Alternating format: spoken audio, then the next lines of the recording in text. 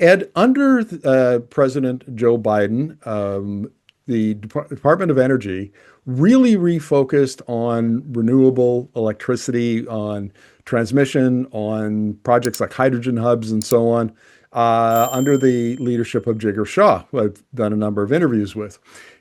And under Trump, under U.S. President Donald Trump, that's changed. And there's now a focus on nuclear at the DOE. What do you make of that? Well, nuclear was always going to be the solution, and I'm dating back to the 50s. Uh, when it's managed well, it's clean, it's reliable, it's safe, and that's what we desperately need in this nation. Uh, 3 Mile Island put the kibosh on the development of more than 60 nuclear power plants. That was data I had from my days at the Department of Energy in 1980. Um, we've had, I guess, 6 of those plants eventually come to fruition. The president is pushing, I guess, just signed a deal, or the government has, supporting Westinghouse in the deployment of a number of their AP1000 nuclear reactors. There are 2 of them operating in Georgia now. These took a number of years to build because, well, essentially they were custom builds, but now we have a design that's fairly stable and straightforward. Westinghouse expects that they can build these power plants for $8 billion a piece. That's $8 billion for a 1 gigawatt plant. That's fairly significant.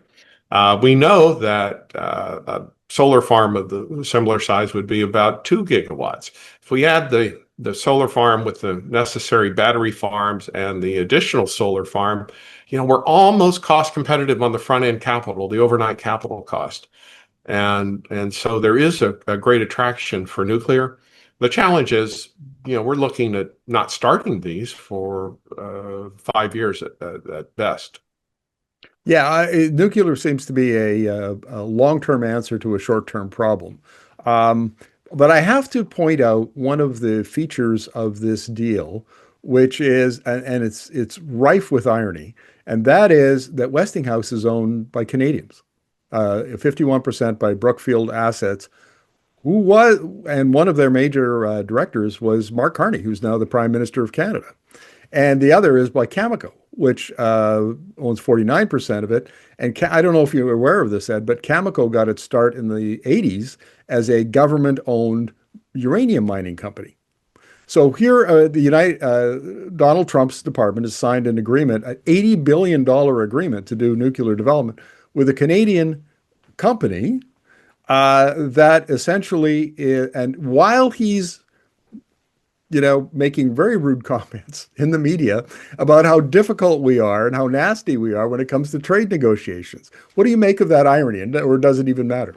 Well, it's a business deal, and the only player in town with a reactor that can come to market is Westinghouse, and so I don't think the administration is looking too much further than that.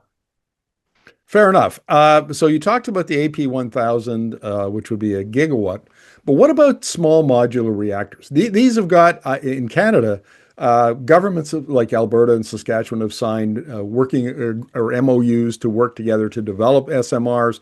We've got Ontario Power and Generation that is, I think, 2028 is when they plan to complete the North America's first SMR in Ontario.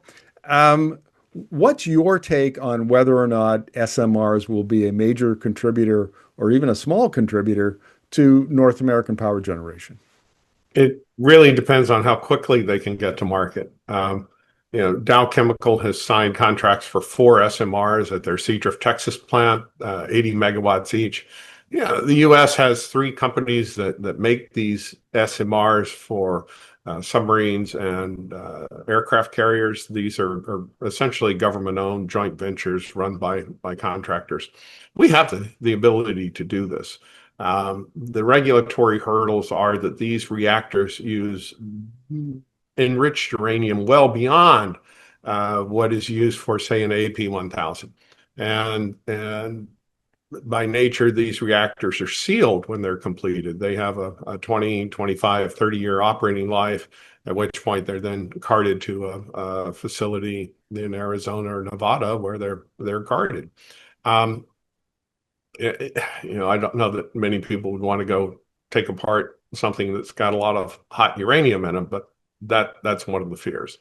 100 megawatt small modular reactors with a small footprint could be placed just about anywhere. The challenge is by the time they get to market, we will have run billions, trillions of dollars, perhaps even in new wires, bringing electricity from the solar farms and the batteries to the consumer regions. They may be priced out of the market by the time they're ready for market. That's a very interesting point, and um, it raises the question of the U.S. government investing this heavily in technology that by the time it gets to market may in fact there may not be a market niche for it. It may be obsolete and irrelevant. And I guess my take on nuclear has always been, okay, show me. Like if you can do it in a reasonable time frame at a reasonable cost and bring it to market at so it delivers electricity at maybe 50 or $60 a megawatt hour, so it's competitive, have at it. And it seems like very few companies have been able to do that. No, very few companies have been able to do it because of the emphasis on safety. And so one of the great concerns that the elected officials should have, because the voters have this, is how much safety are you willing to trade off to drive the cost down? And what sort of margins are going to be employed here? And do I have to really worry about living too close to one of these things? Now, we've seen in France, this has been a government initiative, and the French today receive over 80% of their electricity from a fleet of nuclear power plants that they began putting in place in the 70s. And they're upgrading and expanding their nuclear fleet so that they really don't rely on fossil fuels at all. That could be a national imperative for the United States, but that would be a push. That would also be a huge change in the way we operate. It would not be a commercially driven market anymore. The folks who own generators are investor-owned utilities, municipalities, cooperatives. Pushing forward a fleet of nuclear plants really would be the government coming in and competing with the existing owners of these power plants. That brings us first full circle back to the point I made at the beginning of the interview, which is that the Department of Energy is revamping its loan program and providing federal credit support now to new reactors, life extension projects, advanced nuclear designs. So is the plan, I guess, on the part of the Trump administration to try to de-risk and accelerate the expansion of the U.S. commercial nuclear fleet and industry?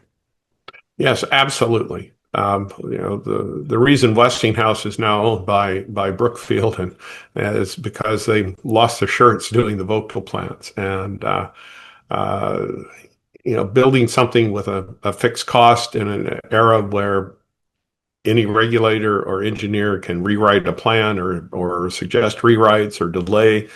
That's a problem. We need a cookie cutter design that we can deploy rapidly. I think China is deploying its CAP 1000. So they took the Westinghouse design and modified it further. They can start and break ground and be up and running in 5 years. At least that's the current operating plan. And since they have a uniform design, they can do this and manage the cost better than we've been able to do in the US. Let's end the interview then on your thoughts about the way that China is handling this industry and in development. Like it's building new plants, new nuclear plants all the time, and plans to build a fair number more in the between now and 2050. Is this an example of how Chinese innovation and engineering has perhaps caught up and even exceeded that of the West and in particular the US? No, it's an example of what happens when you have state financing and a directive from the central party to go do this.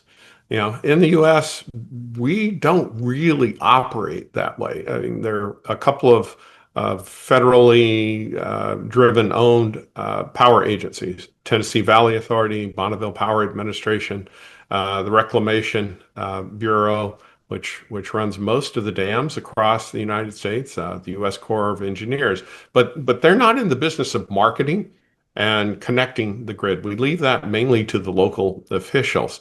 The Chinese model is, it all goes to the head of the Electricity Bureau in Beijing, and that that bureau can deploy capital. We're not doing that in a big way here in the U.S. And you look at the budget for the Department of Energy; it's really minuscule when we look at what the investment is from the private sector in solar for this year.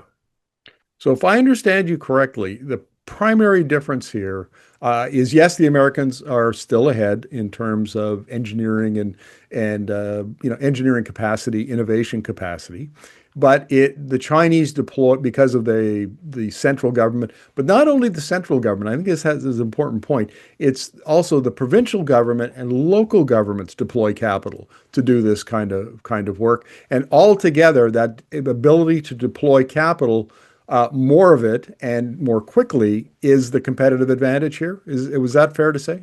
Yeah, absolutely. That's a competitive advantage because, here everything's driven by Wall Street. You're going to take 20 years to build a power plant.